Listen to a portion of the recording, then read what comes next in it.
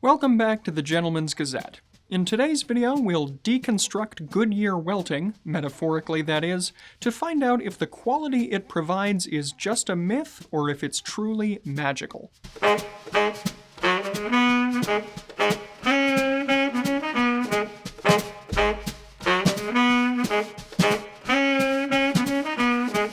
We humans have been covering our feet for millennia.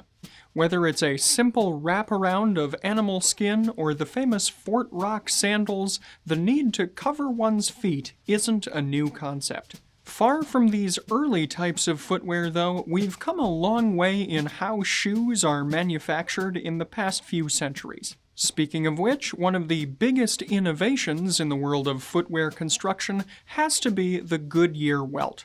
But with as much attention as it receives today, we wanted to ask the question, ultimately, is the quality it provides mythical or magical?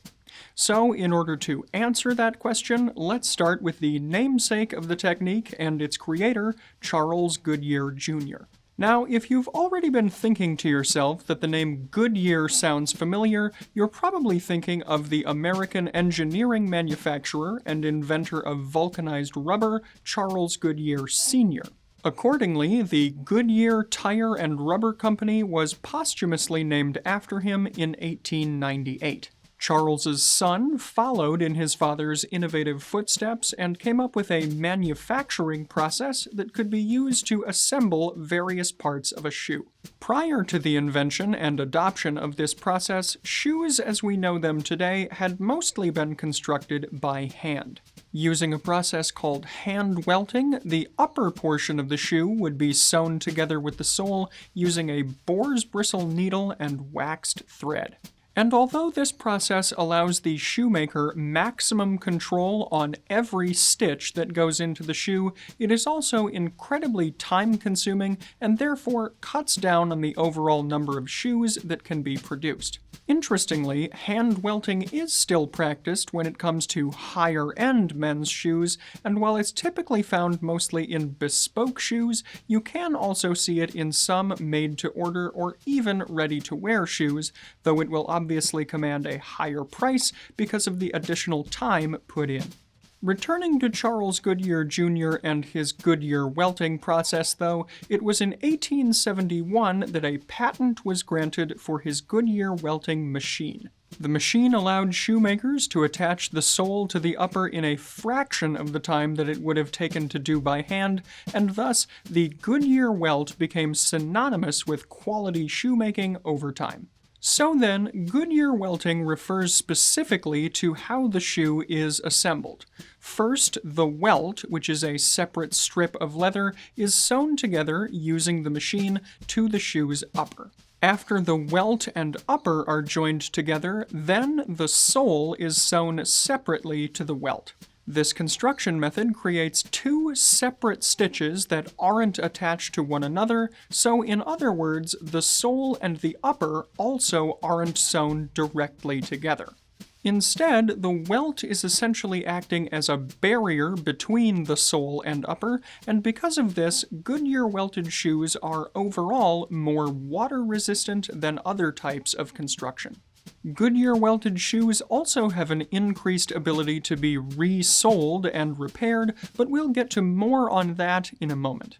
Because the welt creates a bit of space between the sole and the upper, this space is filled with cork, which gives the added benefit of having the shoe mold to the wearer's foot over time and thus become uniquely comfortable.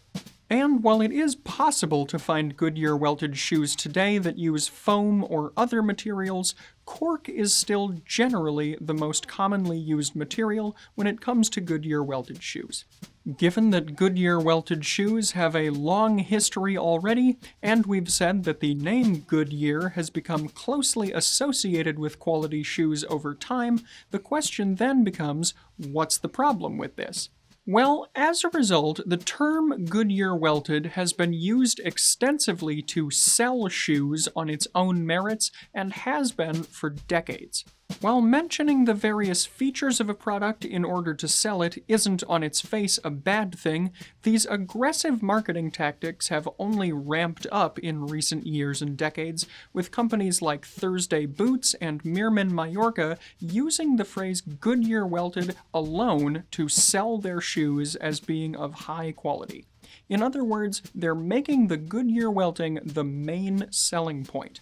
By the way, if you're interested in learning more about Meerman and what we think of their shoes, you can find our video, which was part of our $100 to $300 shoe roundup, here.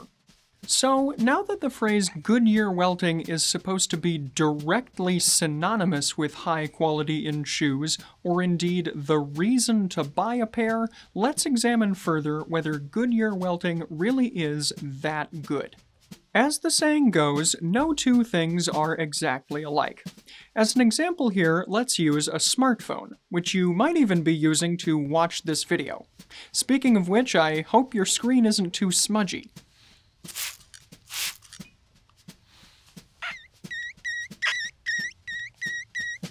There we go. Even though many people today own a smartphone, smartphones aren't all exactly alike. Features and apps are going to vary based upon the brand and model of smartphone, as well as the current operating system that it's running. The same overall concept can also be applied to Goodyear welted shoes, with different styles, quality of materials, and attention to detail that goes into the process. Remember that Goodyear welting refers specifically to the process by which the upper and sole of a shoe are attached to the welt, so there are many other areas of the shoe that aren't directly related. The best way to explore this, then, would be to actually deconstruct a shoe to see all of its components.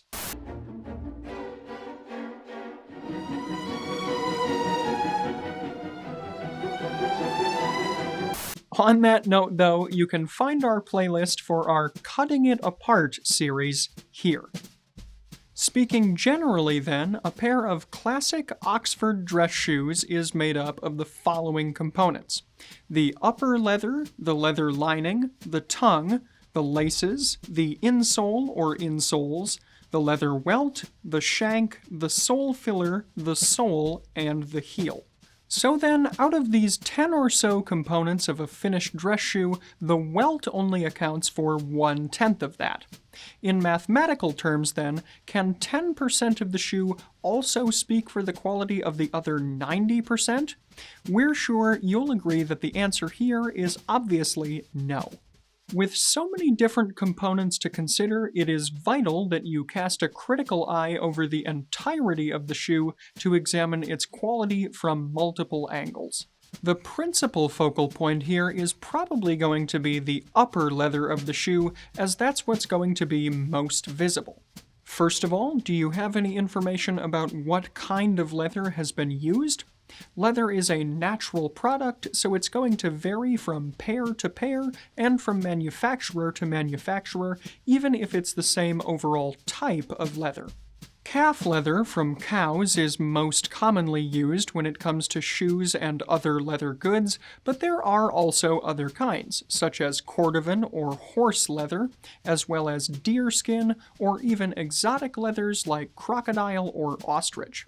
All of these are going to look, feel, and perform differently, so it's good to have a basic understanding of the different kinds of leather. You can get started via the use of this video here. And aside from identifying the type of leather used, it's a good idea to give your shoes a once-over to see if they're of a uniform quality, or if there are areas featuring blemishes or other inconsistencies. Now, we're not saying that a pair of shoes needs to be 100% pristine before you should consider buying them. After all, different retailers will often market factory second shoes. Allen Edmonds is a good example, and these shoes are openly communicated to have slight defects in various places around the leather. Still, this should be something you'll want to consider, and any major defects should scare you away. Next, you'll want to consider the sole and heel of the shoe, and what they're made of. While leather is the most traditional choice, not all quality shoes have to have leather soles and heels as a rule these days. Practical alternatives like Vibram or day-and-night rubber are also becoming popular, and they give the wearer more traction. Some brands, such as Crockett Jones, are also developing slim, elegant city rubber soles that don't contribute to a chunky look to the shoe, as other types of rubber soles might. All of these materials can be attached to a leather upper using the same process of Goodyear Welting, so the choice of what sole you have should come down to the context in which you think you'll be wearing the shoes. You'll probably want to steer clear of a chunkier Vibram sole if you're going to wear a shoe in a formal setting like a business meeting, for example, but if you want greater water resistance or traction, you may want to consider a rubber sole, or applying a rubber half sole, as I've done with many of my shoes. And regardless of the material you choose, you'll also want to make sure that there aren't any deep cuts or marks in the sole of the shoe, as this is going to affect its water resistance in particular over time. Let's also take a minute here to briefly discuss the difference between open and closed channel stitching when it comes to Goodyear welted shoes. The channel refers to the small ridge that is cut into the sole in order to prepare it for Goodyear welting. If the sole didn't have this channel, the stitching would sit proud outward from the sole and would lead to an uncomfortable walking experience, as well as wearing the stitching more quickly. An open channel is where this ridge and the stitching inside of it are fully visible on the bottom of the shoe, whereas a closed channel is where a small portion of the sole is cut up and acts like a lid. Once the stitching is performed, this lid portion of the sole is folded back over the stitching and secured down with glue. Closed channel soles are a bit more aesthetically pleasing to the wearer overall, but other than this, they don't really offer any direct benefits. Granted, a small amount more dirt and grime might accumulate in an open channel, but this can easily be solved with a good brushing. If you go with an open-channeled sole on your pair of dress shoes, you'll readily be able to inspect the quality of the stitching, but if you go with a closed channel, you should just look at the handiwork overall. Wavy soles like these, for example, should be a red flag. Finally here, be sure to look at the shoe as a whole, paying attention to the stitching to make sure if it's even and neat, the polish and whether it's smooth and consistent or starting to flake off, and the laces, because a good quality shoelace is typically a sign of a quality shoe. And you can trust us here because we definitely know a thing or two about shoelaces. Now, perhaps the biggest misconception about Goodyear welting is that it's the only method used when it comes to the construction of quality shoes. This, however, couldn't be further from the truth. In fact, there are a number of other methods that can also be used on a quality pair of shoes. The main alternative to a Goodyear welt is the Blake stitch, where the upper is stitched directly to the sole of the shoe. Because no welt is required, the finished shoes have a lighter and more flexible feel as compared to Goodyear welted models. It also means that the soles can be cut closer to the upper, which provides for a slim and elegant look often used on Italian-made shoes and good for things like opera pumps. Next up is the closely related Blake Rapid method, where the upper and the sole are separately sewn to a midsole. The main difference here to the Goodyear welt is, unlike the strip of the welt, the midsole is a single whole piece of flat leather. The Blake Rapid method creates a very similar look overall to a Goodyear welted shoe, at least from the outside. On the inside of the shoe, you'll also be able to see visible stitching, and this is a giveaway for the Blake Rapid method. Next is the hand welt, which, as we already mentioned, used to be the standard, but is now solely the purview of upscale or bespoke shoes. The overall construction method is similar, with the upper and sole being sewn to a welt, but because it's all done by hand, this takes much more time and effort, and thus commands a higher price. The results are generally exquisite, though, so you do get what you pay for. Next is the Norvegese, or Norwegian welt, which is characterized by a distinctly visible stitch all around the welt of the shoe from the outside. As opposed to the Goodyear's half-in, half-out welt, the welt on a Norwegian shoe is completely around the outside, and it's therefore famed for its waterproofing qualities. As such, it can also be referred to as a storm welt. Norvegese constructed shoes work particularly well in colder or wetter environments then, and while the overall look is a bit chunkier, it's still a welcome addition to a classic shoe wardrobe, especially when paired with an elegant last shape. Perhaps the most readily available method of shoe construction today, then, is the cemented or glued construction. This is the quickest, cheapest, and easiest method of attaching an upper to a sole, where the two are simply glued together, and thus it's ideal for the mass production of shoes that goes on today. Although it's most commonly found on lower-end budget shoes, it can also be found on shoes with eye-watering prices attached, usually with a big-name brand name. Cemented shoes are typically lightweight and flexible, and will have almost no break-in period, meaning they'll be comfortable right away, but the cemented method is the most easily prone to coming apart over time, and it's also most commonly used in shoes where the construction and materials elsewhere around the shoe are also of low quality.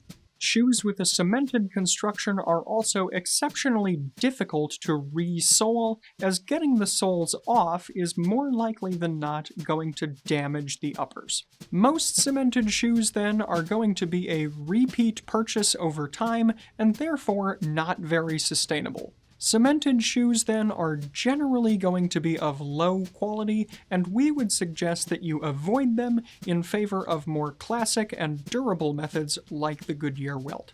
On that note, though, now that we've taken the time to thoroughly examine Goodyear welted shoes, as well as the alternatives available, let's take a look at it from the question of whom Goodyear welted shoes are best for. Firstly, if you want a sturdy pair of shoes, consider going with a Goodyear welt. As we've already discussed, they are easily re-soleable and naturally fairly durable. As such, when properly cared for, your shoes are going to have a much longer lifespan than a pair of cemented shoes and be much more sustainable. And while Goodyear welted shoes are easily resoled by a skilled cobbler, it will take some time for them to perform the job, usually a couple of weeks. To many, though, this is ultimately seen as a benefit, as the cost of replacing the soles is going to be much smaller than the cost of buying a new pair of shoes every time your previous pair wears out. As a side note here, don't forget to give your shoes a quick brush down at the end of the day, as this will remove dirt and grime, particularly focusing on the uppers and the channel of the stitching, and will extend the wearable life of your shoes. Next, if you'd like to invest in a quality pair of shoes, consider one that has a Goodyear welt. Ultimately, of course, it's your choice on how much money you'd like to spend on a pair of shoes. Overall, though, we can say that you'll want to be looking at things generally in the $200 to $400 range overall, as anything below this price point starts to get a bit dodgy in terms of quality.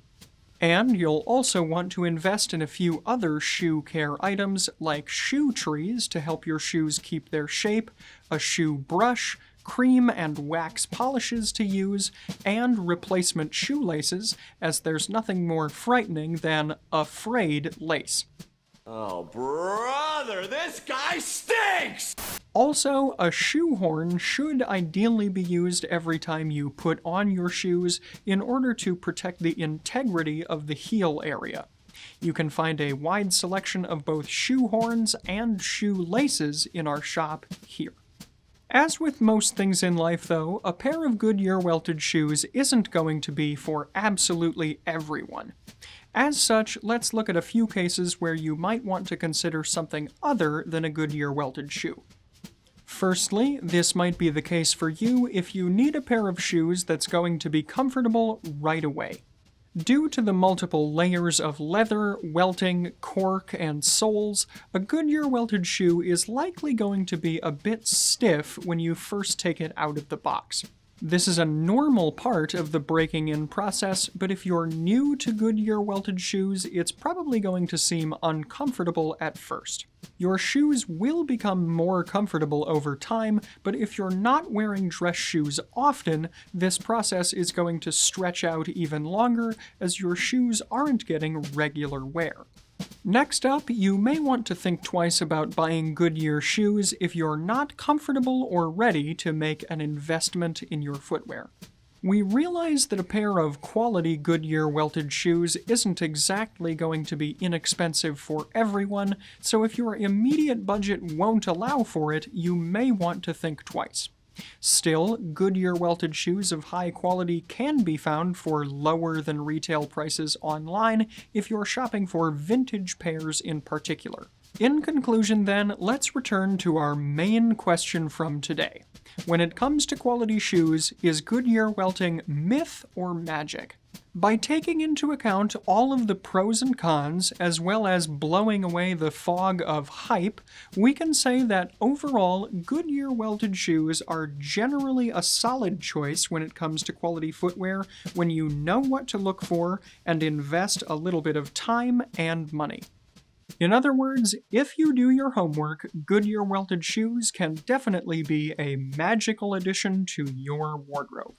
In today's video, I am of course wearing a pair of Goodyear welted shoes. These come from the brand Moral Code, which was one of the brands featured in our $100 to $300 roundup. The overall construction of the shoes definitely seems solid, as I've been wearing them on and off for about a year and a half now, and while the quality of the leather isn't the greatest, even compared to other brands of shoes that I currently own, I still keep them in regular rotation. To go with these tan shoes, much of the rest of my outfit also has a brown color feel, including my plain brown trousers and light tan herringbone linen jacket. To add some color though, I've gone with a purple and green color feel, starting with my Charles Tyrwhitt shirt, which is in a lilac color, and a small houndstooth pattern they call puppy tooth. The shirt has French cuffs, and inserted into them I've got our Fort Belvedere platinum-plated sterling silver eagle claw cufflinks with green malachite as the stone. Also from Fort Belvedere today are my tie, which is in shantung silk and features green, purple, and cream stripes, my boutonniere, which is an all-violet Christmas rose, and my shadow-striped socks, which are in dark green and purple. Rounding out the look today is a pocket square featuring tones of green, magenta, and orange to harmonize with the tie, boutonniere, and other wardrobe elements. And of course, you can find all of the Fort Belvedere accessories I'm wearing in today's video in the Fort Belvedere shop here.